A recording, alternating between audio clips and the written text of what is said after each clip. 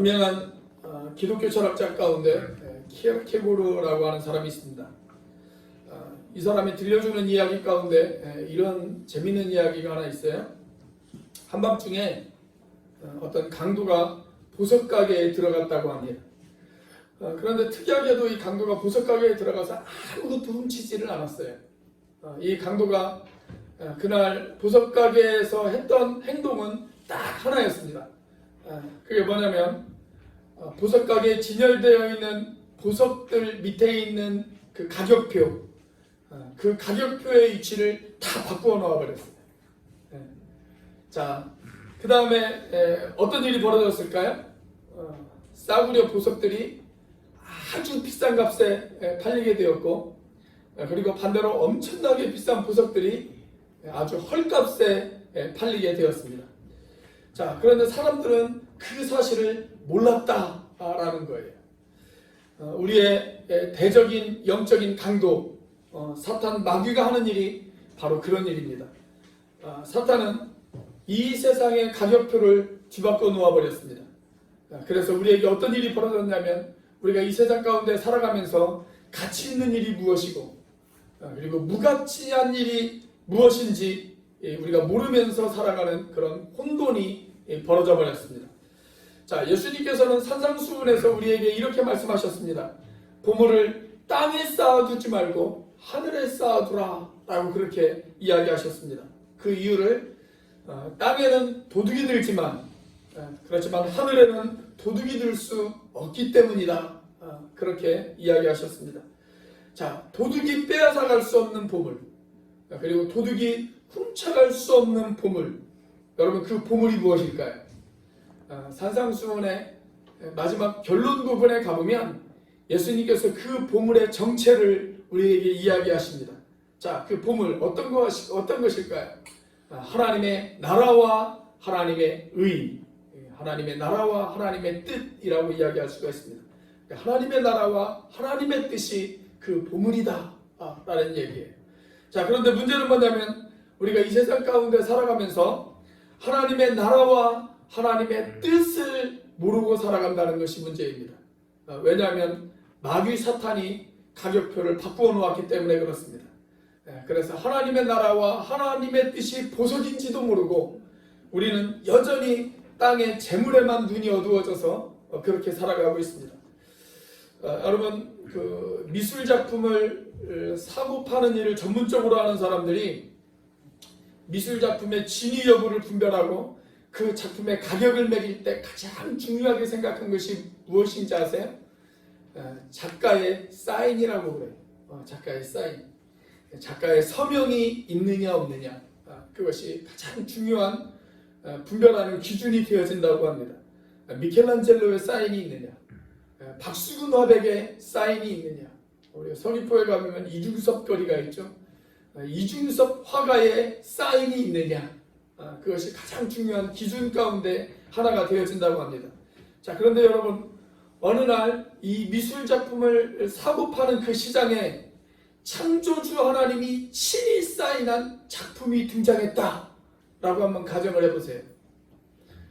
얼마나 놀라운 일이겠어요. 그런데 실제로 하나님의 사인이 있는 그 작품이 실제로 등장한 것 아십니까? 하나님이 직접 사인하신 그 작품이 시장에 등장을 했어요. 그 작품이 무엇인지 아세요? 바로 여러분들입니다. 바로 여러분이에요. 여러분이 그 작품입니다. 우리 옆에 있는 분들, 또 앞뒤에 있는 분들 바라보면서 한번 인사를 해보겠습니다. 이렇게 한번 인사해볼게요. 나는 하나님이 사인한 걸작품입니다. 이렇게 한번 인사해보세요. 하나님이 사인한 걸작품입니다. 자, 여러분 그렇게 소개를 받았다면 이제 그렇게 소개를 한 사람에게 다시 한 번만 물어보세요. 진품입니까? 짝퉁입니까? 한번 물어보세요.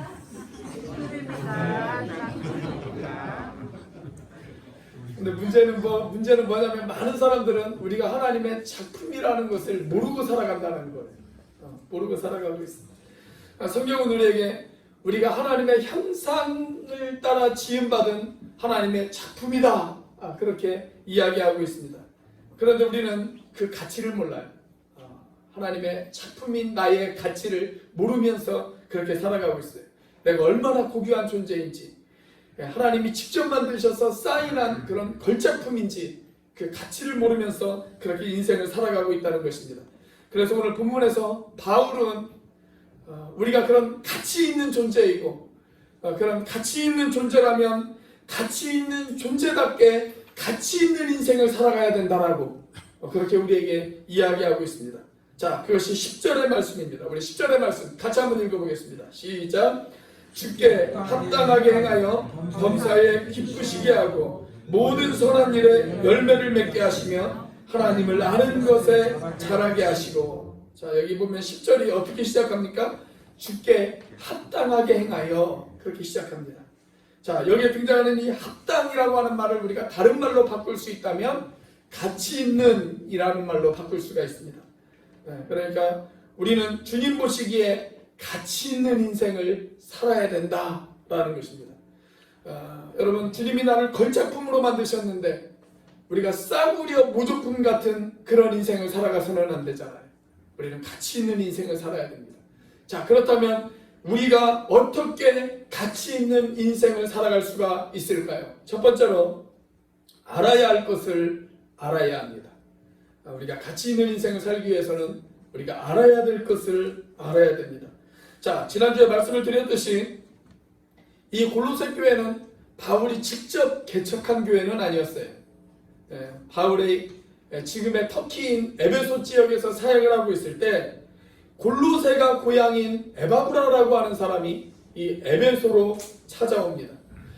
아마도 골로새 지방에 큰 지진이 2차례가 나자 지진 때문에 먹고 살 것이 없어서 이제 먹고 살 길을 찾아 큰 도시였던 에베소로 찾아왔을 것이다 라고 그렇게 생각이 되어집니다. 자, 그때 바울은 에베소에 있는 두란노 서원에서 사람들에게 복음을 전하고 있었어요. 아마 그때 바울에게 복음을 전해 듣고 예수를 믿게 되어졌을 것이라고 그렇게 추정이 되어집니다. 자, 우리가 예수를 믿으면 제일 먼저 누가 생각이 날까요? 예수를 믿으면 그 복음을 누구에게 전하고 싶어집니까? 가족들, 그리고 친지들, 그리고 친한 친구들, 그 사람들의 얼굴이 떠오르지 않겠어요? 아마 그래서 고향에 대한 영적인 부담감을 가지고 이 에바브라라고 하는 사람이 자기의 고향인 골로새로 돌아왔을 것입니다. 그리고 골로새에서 교회를 개척했어요. 저는 바울이 이 골로새 교회를 향해서 편지를 쓰면서 너무 기쁜 마음으로 편지를 쓰지 않았을까, 그렇게 생각이 되었습니다. 자, 골로새 교회는 자기의 제자였던 에바브라에 의해서 개척되어진 교회였어요. 자기의 제자의 제자인 교회예요. 우리가 가정으로 따지자면 누구라고 할 수 있습니까? 손자고 손녀고 그렇게 이야기할 수가 있어요. 제가 우리 박정인 집사님, 또 우리 강명수 권사님, 우리 박흥규 장자님 이분들하고 이야기를 하다 보면, 또 우리 안장로님도 그렇고요. 이분들하고 이야기를 하다 보면 손자 손녀 이야기를 할 때 눈에서 꿀이 떨어지는 것을 볼 수 있어요. 눈에서 막 꿀이 떨어져요. 손자 손녀들 이야기하면 막 눈에 사랑이 가득 담긴 그런 눈으로 이렇게 이야기를 하시더라고요. 아마 바울도 지금 그런 심정이 아니었을까, 저는 그렇게 추측을 합니다.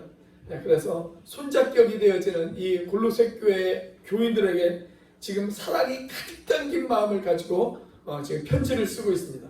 자, 본문 9절 말씀 함께 한번 읽어보겠습니다. 같이 읽습니다. 시작. 이로써 우리도 듣던 날부터 너희를 위하여 기도하기를 그치지 아니하고 구하노니 너희로 하여금 모든 신령한 지혜와 총명의 하나님의 뜻을 아는 것으로 채우게 하시고. 그러니까 바울이 뭐라고 이야기합니까? 너희들이 하나님의 뜻을 아는 지식으로 채워지기를 내가 기도한다, 그렇게 이야기하고 있습니다.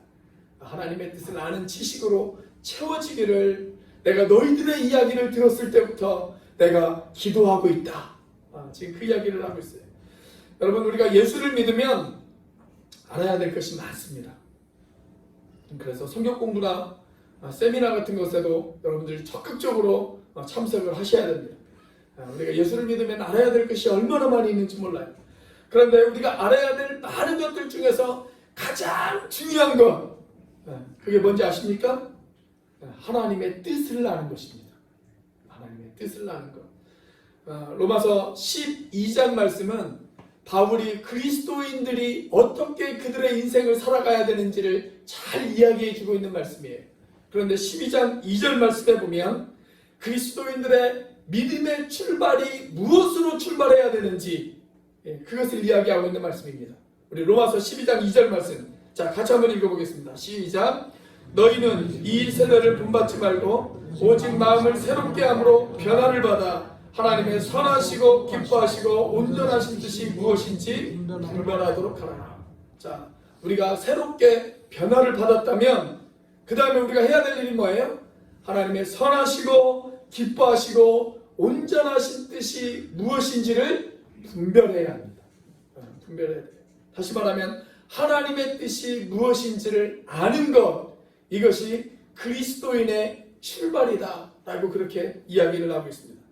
여러분 우리 주님도 이 땅 가운데서 사역을 하실 때 하나님의 뜻에 대해서 많이 강조를 하셨어요. 제자들에게 기도를 가르쳐 주시면서 마태복음 6장을 보면 우리 주님께서 이런 이야기를 하시잖아요. 뜻이 하늘에서 이루어진 것 같이 땅에서도 이루어지이다. 그렇게 이야기하고 있지 않습니까? 자, 여기에서 말하고 하는 뜻, 이 뜻은 누구의 뜻이에요? 하나님의 뜻이에요. 하나님의 뜻. 하나님의 뜻이 하늘에서 이루어진 것 같이 하나님의 뜻이 이 땅에서도 이루어지기를 우리 주님께서는 기도하셨습니다. 자, 그리고 예수님께서 이 땅의 사역을 마무리 지으시면서 겟세마네 동산에서 예수님께서 밤새도록 기도하시잖아요. 그 밤새 기도하시면서 우리 주님께서 무슨 기도를 하셨어요? 하나님, 내 뜻대로 마옵시고 아버지의 뜻대로 하옵소서. 그렇게 십자가를 앞두고 예수님께서는 하나님의 뜻을 위해 기도하셨습니다. 그러니까 우리 예수님의 일생은 한마디로 말하면 하나님의 뜻을 알고 그 하나님의 뜻대로 살아가는 것, 그것이 우리 예수님의 일생이었다라고 그렇게 우리가 이야기할 수가 있어요. 저는 개인적으로 저를 목사로 부르신 것이 하나님의 뜻이다라고 저는 확신합니다. 제가 신학교 다닐 때 선배 목사님들이 매주 화요일마다 학교에 찾아오셔서 예배를 인도해 주셨어요. 근데 선배 목사님들에게 아주 자주 들었던 이야기 가운데 하나가 뭐냐면 이 선배 목사님들이 그 학교를 다니실 때 80년대나 70년대 이쯤 되어져가지고요, 이화 여자 학생들을 대상으로 설문조사를 했다고 합니다. 지금도 그런 설문조사가 있는지를 모르겠어요. 근데 이화여자 대학교 그 학생들에게 설문조사를 했는데 그 설문조사 내용이 뭐냐면요, 결혼하고 싶은 배우자 직업의 선호도를 조사했다고 그래요. 결혼하고 싶은 배우자 직업의 선호도. 자, 그런데 그 조사에서 23위가 뭐였냐면 이발사였어요. 네, 그런데 24위가 목사였습니다. 24위가 목사였습니다. 그래서 이런 이야기를 하시면서 저희들에게 항상 뭐라고 이야기를 하셨냐면, 진로를 바꾸고 싶다면 졸업하기 전에 빨리 진로를 바꿔라. 그렇게 이야기를 하셨어요. 그런데 감사하게도 저는 한 번도 흔들려 본 적이 없습니다. 중간에 뭐 이런저런 사정으로 제가 목회를 잠깐 못하게 되었던 적은 있었지만, 그래도 한 번도 하나님께서 나를 목사로 부르신 것이 하나님의 뜻이 아닌가 봐, 이렇게 생각한 적이 단 한 번도 없어요. 그리고 지금도 단 한 번도 하나님이 나를 목사로 부르셨다는 것에 대해서 하나님을 원망하거나 내 자신이 후회하거나 이래 본 적이 없습니다. 자, 왜 이런 이야기를 드리냐면, 우리가 신앙생활을 하면서 중요한 것이 뭐냐면 내 인생을 향한 하나님의 뜻을 아는 거예요. 하나님의 뜻을 아는 것. 그렇다고 여러분들에게 목사가 되라 이런 이야기는 아닙니다. 그렇지만 여러분들의 인생을 향한 하나님의 뜻을 알아야 됩니다. 하나님의 뜻. 여러분, 내 평생을 통해서 하나님이 나에게 기대하시고 원하시는 그 하나님의 뜻을 알고 계십니까? 우리가 그것을 알아야 돼요. 그래야 우리가 가치 있는 인생을 살아갈 수가 있습니다. 우리가 마땅히 알아야 될 하나님의 뜻, 그 하나님의 뜻을 아시는 저와 여러분들의 인생이 되시기를 주의 이름으로 축원합니다. 다른 누가 알려줄 수가 없어요. 여러분들이 알아야 돼. 기도하시면서 말씀을 보시면서 여러분들 인생을 향한 하나님의 뜻을 여러분들이 알아야 합니다. 그 뜻을 아시는 여러분들이 되시기를 주의 이름으로 축원합니다. 자, 우리가 어떻게 가치 있는 인생을 살아갈 수가 있을까요? 두 번째로 행해야 할 것을 행해야 합니다. 알아야 될 것을 알았다면 이제는 행해야 될 것을 행해야 됩니다. 자, 10절 말씀입니다. 같이 한번 읽어보겠습니다. 시작. 주께 합당하게 행하여 범사에 기쁘시게 하고 모든 선한 일에 열매를 맺게 하시며 하나님을 아는 것에 자라게 하시고. 자, 바울은 9절에서 골로새 교회 교인들이 하나님의 뜻을 아는 것으로 채워져야 된다, 그렇게 이야기를 하고 있어요. 자, 그리고 이제 그렇게 하나님의 뜻을 알았다면 이제 그 하나님의 뜻대로 합당하게 행해야 된다, 그렇게 이야기하고 있습니다. 하나님의 뜻을 알았다면 이제는 그 뜻대로 합당하게 행해야 된다, 그렇게 이야기하고 있어요. 자, 그것이 바로 선한 일에 열매를 맺는 것입니다. 내가 하나님의 뜻대로 살아가는 것, 내가 하나님의 뜻에 맞게 합당하게 행하는 것, 그것이 바로 모든 일에 열매를 맺는 거예요. 열매를 맺는 것. 자, 그렇게 우리가 합당하게 행했어요. 그래서 열매를 맺었어요. 그렇다면 그 신앙을 가리켜서 어떤 신앙이라고 이야기를 하냐면 하나님을 아는 것에 자라난 신앙이다, 그렇게 이야기합니다. 자라난 신앙이다. 한마디로 말하면 성숙했다라는 이야기입니다. 그러니까 어떤 사람이 믿음이 성숙한 거예요? 하나님의 뜻을 알고 그 뜻을 행해서 거기에 맞는 열매를 맺는 사람, 그 사람이 바로 성숙한 신앙인입니다. 자, 여러분, 하나님의 뜻을 아는 것 중요하죠. 그런데 아는 것만으로는 오히려 더 위험할 수가 있어요. 우리가 알기만 하고 행하지 않으면 훨씬 더 위험할 수가 있습니다. 우리가 야고보서 4장 17절의 경고의 말씀 여러분들 기억하십니까? 자, 야고보서 4장 17절 말씀 같이 한번 읽어보겠습니다. 시작. 그러므로 사람이 선을 행할 줄 알고도 행하지 아니하면 죄니라. 자, 알고도 행하지 않으면 그게 뭐라고요? 죄다, 그렇게 이야기하고 있어요. 알고도 행하지 않으면 죄다. 몰랐으면 모르겠는데 알았는데도 행하지 않는 것, 그건 죄다. 우리가 하나님의 뜻을 알았으면 거기에 맞게끔 행해야 됩니다. 행하지 않으면 그게 죄가 됩니다. 자, 그리고 내가 정말 하나님의 뜻을 행하기를 진심으로 원한다면 하나님은 그 뜻을 이룰 수 있도록 우리를 도와주십니다. 저는 그렇게 믿습니다. 내가 하나님의 뜻을 알고 그 뜻을 진심으로 행하기를 원한다면 하나님은 그 뜻이 이루어질 수 있도록 우리를 도와주십니다. 그게 제 이야기가 아닙니다. 성경의 약속입니다.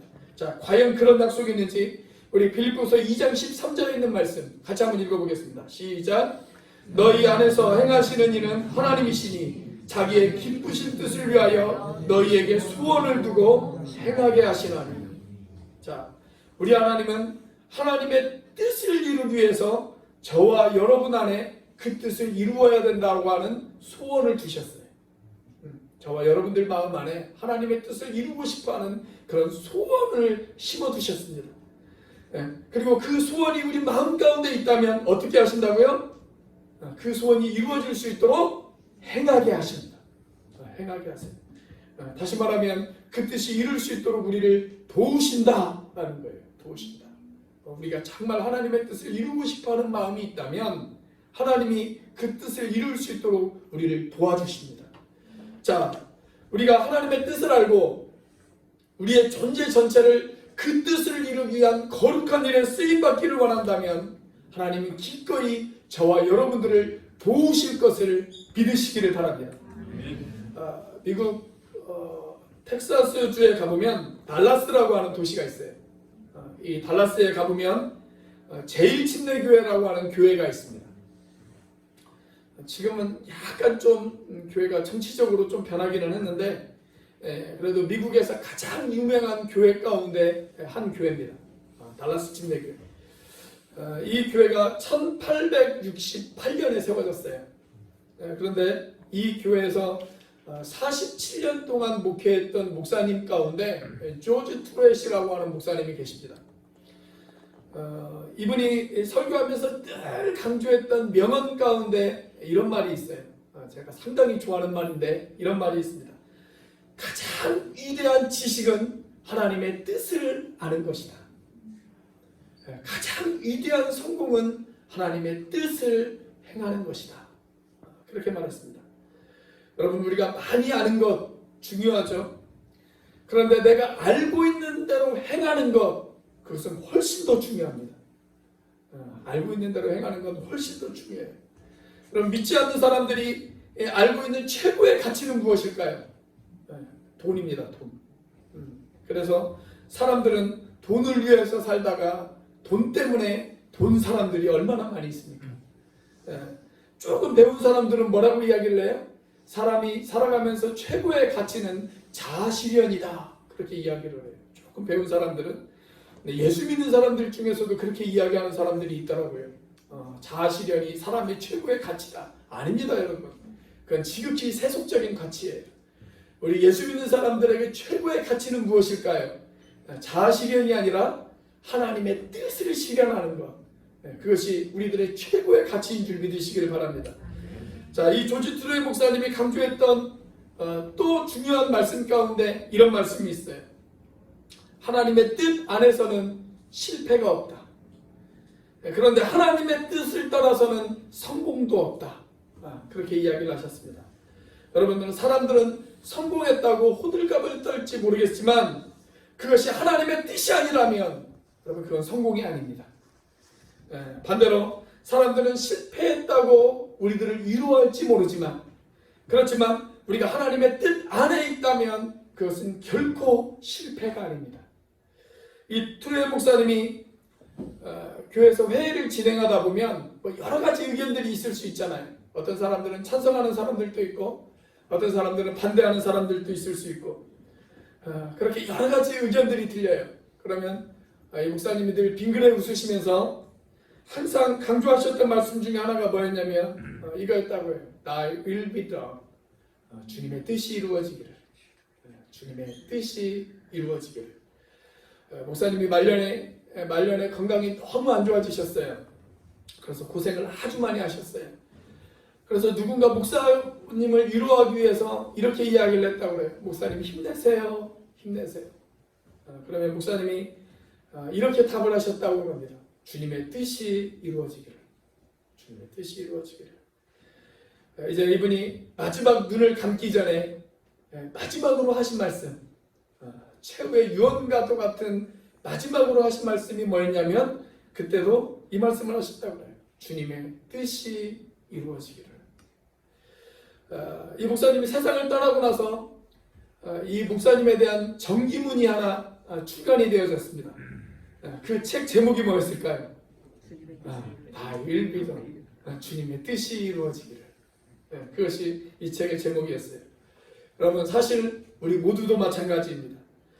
정말 하나님의 뜻이 이루어지고 있는 그런 삶을 여러분 살아가고 계십니까? 하나님의 뜻을 이루는 그런 삶을 살아가고 계시나요? 저와 여러분들이 눈을 감기 전에 우리의 마지막 그 순간에 나를 통해 하나님이 기대하시는 그 하나님의 뜻, 그 하나님의 뜻이 이루어진 것을 보고 우리가 주님의 품 안에 안길 수 있다면 여러분 그 인생이 얼마나 행복한 인생이 되어질까요? 여러분 우리가 이 세상 가운데에서 가장 가치 있는 인생, 여러분 그것은 하나님의 뜻을 이루는 데 쓰임받는 인생입니다. 저와 여러분들이 하나님의 뜻을 알 뿐만이 아니라 그 뜻을 이루는 데 쓰임받을 수 있는 그런 인생이 되어지시기를 주의 이름으로 축원합니다. 자, 우리가 어떻게 가치 있는 인생을 살아갈 수 있을까요? 세 번째로 견뎌야 할 것을 견뎌야 합니다. 견뎌야 할 것을 견뎌야 합니다. 자, 우리가 알아야 할 것을 알고 그 다음에 우리가 행해야 할 것을 행하면 우리의 삶 가운데 열매가 맺어져요. 그 내용이 10절 가운데 나오죠. 우리 10절을 다시 한번 읽어보겠습니다. 시작. 주께 합당하게 행하여 범사에 기쁘시게 하고 모든 선한 일에 열매를 맺게 하시며 하나님을 아는 것에 자라게 하시고. 자, 우리가 알 것을 알고 행해야 될 것을 행하면 우리의 삶 가운데 열매가 맺어집니다. 열매. 자, 그런데 이 열매를 맺어가는 과정에서 우리에게 반드시 필요한 두 가지가 있습니다. 반드시 필요한 두 가지. 그 내용이 11절에 기록되어져 있어요. 자, 11절 말씀 같이 한번 읽어보겠습니다. 시작. 그의 영광의 힘을 따라 모든 능력으로 임하게 하시며 기쁨으로 모든 견딤과 오래 참음에 이르게 하시고. 자, 우리가 열매를 맺기 위해서 반드시 필요한 두 가지 뭘까요? 견딤과 오래 참음입니다. 견딤과 오래 참음. 우리가 견디지 않고는, 우리가 오래 참음 없이는 결코 열매를 맛볼 수 없다라는 것입니다. 자, 요한복음 12장 24절 말씀에 보면 우리 주님이 이런 이야기를 하셨어요. 너무나도 유명한 말씀이죠. 우리 같이 한번 읽어보겠습니다. 시작. 내가 진실로 진실로 너희에게 이르노니 한 알의 밀이 땅에 떨어져 죽지 아니하면 한 알 그대로 있고 죽으면 많은 열매를 맺느니라. 자, 여기 등장하는 한 알의 밀, 이 한 알의 밀이 누구를 가리키는 것일까요? 우리 주님이시죠. 우리 주님이에요. 우리 주님이 한 알의 밀이 되셨습니다. 그래서 이 땅에 오셨습니다. 이 땅에 오셔서 그분은 땅에 떨어져 죽으셨습니다. 한 알의 밀이 이 땅에 떨어져 죽음으로 말미암아 많은 열매를 맺었습니다. 그 많은 열매가 누구일까요? 저와 여러분이에요. 저와 여러분. 만약 예수님께서 십자가에서 죽으시지 않으셨더라면, 한 알의 밀이 이 땅에 떨어져 죽지 않았다면 여러분 그 열매는 맺어지지 않았을 것입니다. 그런데 저와 여러분이라는 그 열매를 맺기 위해서 예수님께서는 땅에 떨어져 십자가에서 죽으셨습니다. 그분은 그 고난을 참고 견디신 것입니다. 그 견딤과 참음이 있었기 때문에 열매를 맺은 거예요. 자, 히브리서 12장 2절 말씀에 보면 이런 말씀도 있어요. 자, 같이 한번 읽어보겠습니다. 시작. 믿음의 주여 또 온전하게 하시는 이 예수를 바라보자. 그는 그 앞에 있는 기쁨을 위하여 십자가를 참으사 부끄러움을 개의치 아니하시더니 하나님 보좌 우편에 앉으셨느니라. 자, 우리 주님이 십자가를 짊어지실 때 그 앞에 있는 기쁨, 그 기쁨을 위해서 십자가를 참으셨다. 그렇게 기록되어 있습니다. 그 앞에 있는 기쁨이 무엇일까요? 저와 여러분이라고 하는 열매, 그 열매를 맺기 위해서, 그 열매의 기쁨을 맛보기 위해서 우리 주님이 무엇을 하셨다고요? 십자가를 참으셨어요. 십자가를 참으셨습니다. 여러분, 참음이 없이는 열매가 맺어질 수가 없습니다. 그렇다면 여러분, 하나님이 저와 여러분들에게 기대하시는 그 열매를 맺기 위해서 저와 여러분들에게도 필요한 것이 무엇일까요? 견디고 참는 것이 필요합니다. 견디고 참는 것이 필요해요. 그런데 여러분, 우리가 세상 가운데서 나 혼자 견디고 나 혼자 참아낸다. 그러면 얼마나 외롭겠어요. 얼마나 힘들겠어요. 그런데 참 다행스러운 것은 오늘 본문 11절 말씀에 보면 우리 주님이 뭐라고 이야기를 하셨냐면 그의 영광의 힘을 따라 모든 능력으로 능하게 하신다. 그렇게 이야기하셨어요. 우리가 혼자 참는 것이 아니에요. 주님께서 그 열매를 맺도록 주님이 모든 능력으로 우리를 도와주시겠다. 그렇게 이야기하십니다. 우리가 참을 때 혼자 참는 것이 아니고 혼자 견디는 것이 아니고 주님이 우리를 도우시겠다. 그렇게 약속하십니다. 우리가 세계적으로 가장 복음이 들어가지 않은 곳, 그곳을 가리켜서 우리가 뭐라고 이야기를 하냐면 10-40창이라고 이야기를 합니다. 10-40창. 동남아 국가와 중동 그리고 아프리카 지역 일부가 이 10-40창에 해당되었습니다. 지금도 복음을 듣지 않은, 단 한 번도 복음을 듣지 않은 95% 이상이 살아가는 곳, 그것이 바로 이 10-40창입니다.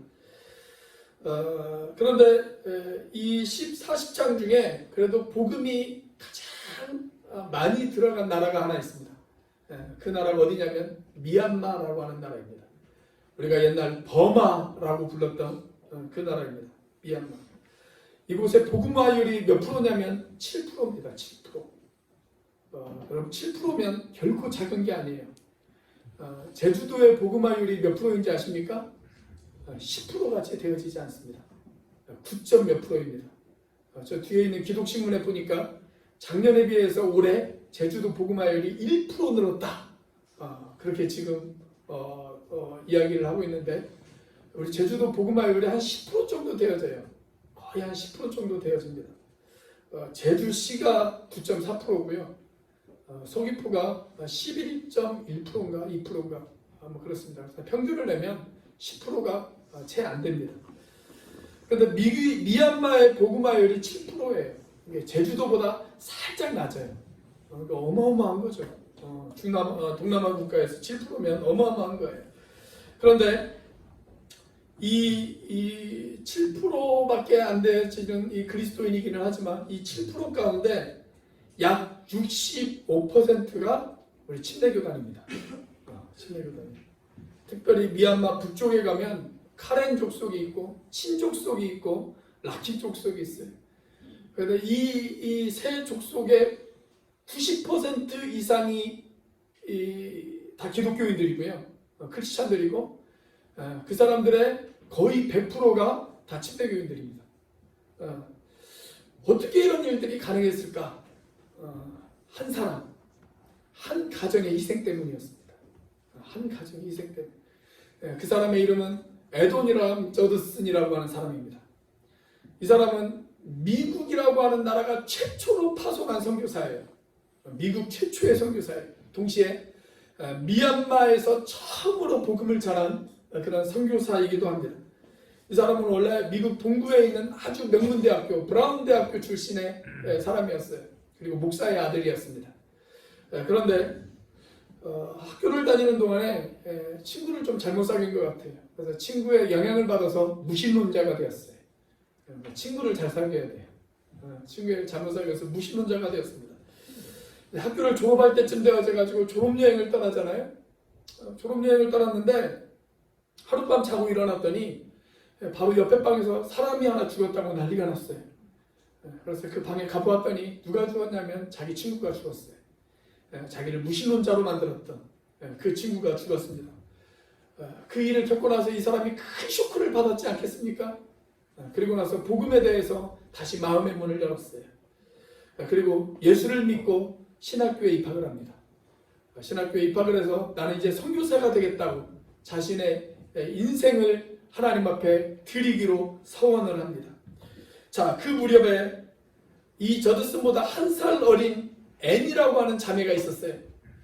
이 자매가 철로역정을 읽다가 마음에 너무 감동을 받아서 예수님을 영접합니다. 그래서 두 사람이 만나서 이야기를 나누는데 마음이 잘 맞아요. 그래서 둘이 결혼을 하기로 작정을 합니다. 자, 그런데 그 당시에는 미국도 꽤 보수적인 사회였기 때문에 결혼을 하려면 부모의 허락이 있어야 돼요. 그래서 이 저드슨이 앤이라고 하는 이 자매의 부모님에게 편지를 씁니다. 결혼을 허락받기 위해서 편지를 써요. 근데 그 편지의 내용이 이래요.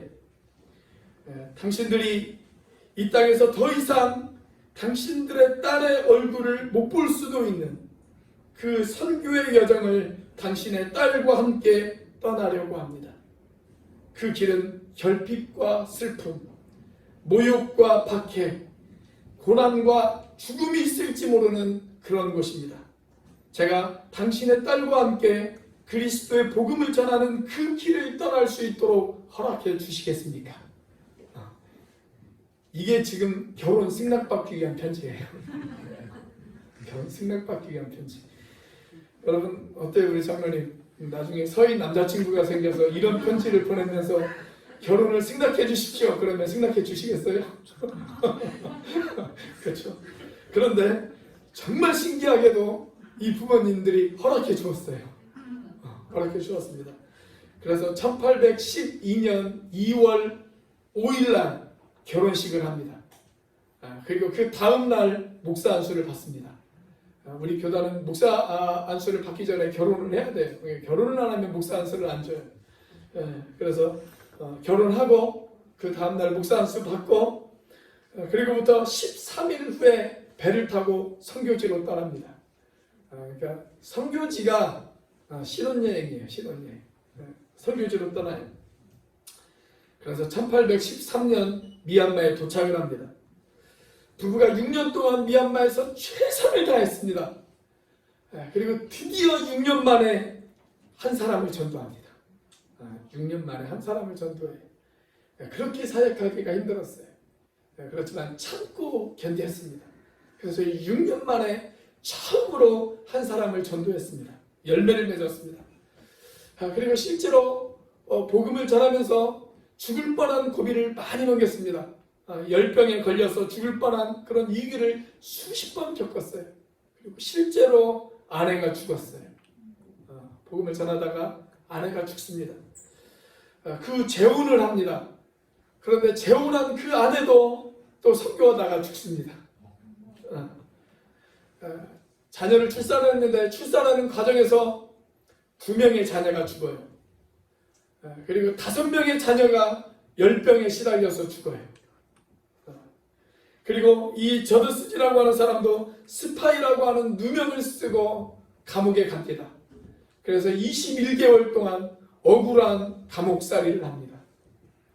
한마디로 말해서 지독한 고생을 했어요. 그렇게 37년 동안 그 땅에서 복음을 전하다가 세상을 떠날 때 무려 63개의 교회가 그 땅에 세워졌습니다.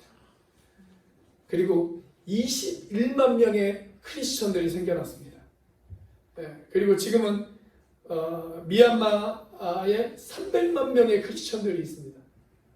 이 에돈이란 저드슨이 사역할 때 58명 중에 1명이 그리스도인이었어요.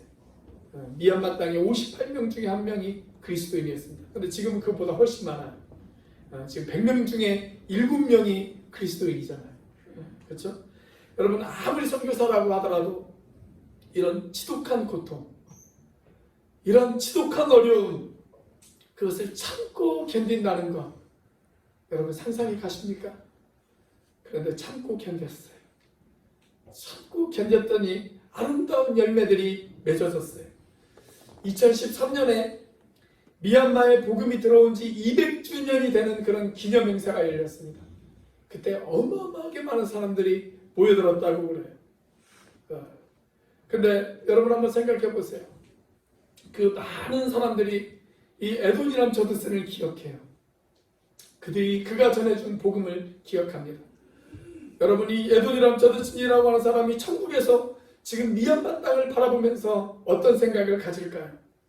내 수고가 헛수고였어. 집 떠나면 개고생이라는데 내가 괜히 고생했어. 이런 생각을 갖겠습니까? 미얀마의 그리스도인들이 하나님 200년 전에 저드슨이라고 하는 사람을 우리에게 보내주신 것 감사합니다. 하나님 그 사람 때문에 우리 민족이 변화되어지고 하나님 우리가 예수 믿고 우리의 삶이 변화되어진 것 하나님 감사합니다. 이렇게 고백하면서 하나님을 찬양하고 예배하는 그 모습을 보면서 이 저드슨이 어떤 생각을 할까요? 야, 그때 내가 고생을 했지만, 그때 내가 힘들었지만, 그때 아픔이 있었지만, 그때 내가 견디었던 것, 그때 내가 참았던 것, 그거 참 잘한 일이구나. 그건 희생할 만한 가치가 있는 일에 내가 희생했구나. 나의 견딘과 참음이 이런 많은 열매를 맺었구나. 여러분 그런 생각을 하지 않겠습니까? 여러분 그런 가치 있는 열매, 그 열매는 견딘과 참음이 없이는 열매가 맺어질 수가 없습니다. 사랑하는 여러분, 여러분의 인생도 가치 있는 인생을 사모하십니까? 내 인생의 마지막이 정말 후회 없는 결론이 맺어지는 정말 가치 있는 열매를 맺는 하나님 앞에 아름다운 열매를 드리는 그런 인생이 되어지기를 소망하십니까?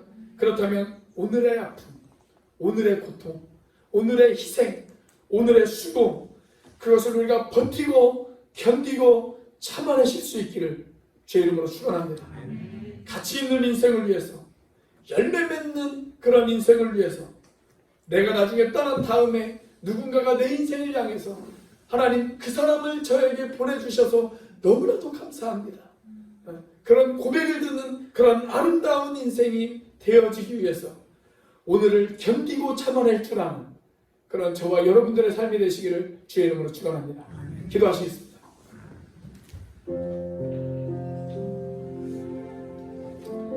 하나님, 가치 있는 인생을 살고 싶습니다. 주님이 우리에게 기대하는 그 가치 있는 아름다운 열매를 맺어 하나님 주님 앞에 드리고 싶습니다.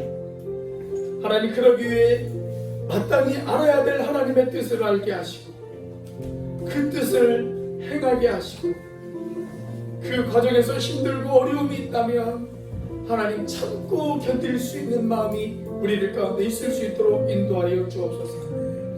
그래서 우리의 삶을 향한 아름다운 열매를 맺어 주님 앞에 드릴 줄 아는 그런 우리의 인생이 되어지게 해달라고 우리 이 시간 같이 한번 한 목소리로 하나님 앞에 기도하도록 하겠습니다. 같이 한번 기도합니다. 할렐루야. 살아계신 역사하시는 하나님 아버지 감사합니다. 오 하나님 아버지, 하나님 가치 있는 인생을 살아가게 하여 주옵소서. 하나님 아름다운 인생을 살아가게 하여 주옵소서. 하나님 열매 맺는 인생을 살아가게 하여 주옵소서. 하나님 이 가을 하나님 농부들이 밭에 나가 아버지 하나님 가수원에 나가 아버지 하나님 열매를 기대하며 아버지 하나님 그 열매를 바라보며 기뻐하는 것처럼 아버지 하나님 주님도 하나님 우리를 향하여 아버지 하나님 열매를 기대하고 계시는 줄 믿습니다. 아버지 하나님 그 열매를 맺기 위하여 하나님 우리가 하나님의 뜻을 알게 하여 주옵소서. 하나님의 뜻을 행하게 하여 주옵소서. 하나님 그리고 참고 견디게 하여 주시옵소서. 하나님 그래서 우리들의 인생 하나님 열매 맺는 인생이 되어 하나님 앞에 기쁨으로 그 열매를 가질 줄 아는 하나님 그런 삶이 되어 주시고 하나님 인도하여 주시옵소서. 오 하나님 우리를 도와주시옵소서. 고단한 인생길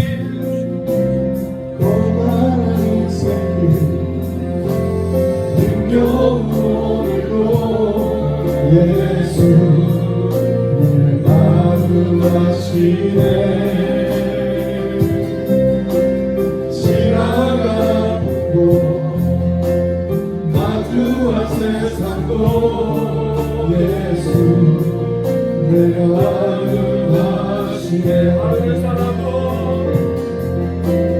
하루를 살아도 기쁨으로 가니 예수 늘 함께 하시네.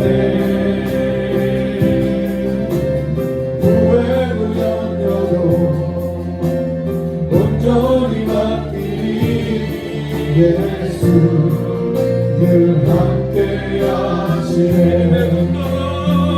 믿음의 눈 들어 주를 보니 이 또한 지나가리라. 주어진 내 삶의 시간 속에 주의 뜻 알게 하소서. 믿음의 눈 들어 주를 보니 이 또한 지나가리라. 주어진 내 삶의 시간 속에 주의 뜻 알게 하소서.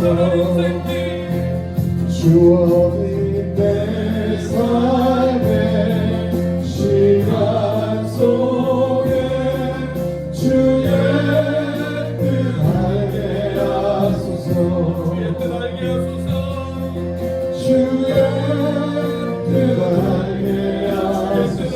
하소서. 주의 뜻 알게 하소서.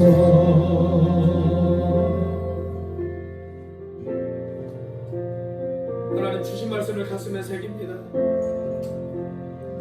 하나님 가수원에 가면 밭에 가면 하나님 주인들이 나무에 맺어진 열매를 기대하며 하나님 기쁨으로 수확하고 있는 그 모습들을 하나님 우리가 바라봅니다. 농부 되신 하나님께서 우리의 삶을 바라보시며 열매를 기대하시는 아버지 하나님, 그 모습을 우리가 기억할 수 있도록 인도하여 주옵소서. 하나님, 마땅히 하나님 앞에 아름다운 열매를 맺어 드릴 수 있는 그런 가치 있는 인생을 살아가게 하여 주옵소서. 하나님, 그러기 위하여 하나님, 우리가 알아야 될 것을 알게 하시고 행해야 될 것을 행하게 하시고 하나님, 견뎌야 될 것을 견딜 수 있는 우리들이 되어질 수 있도록 인도하여 주옵소서.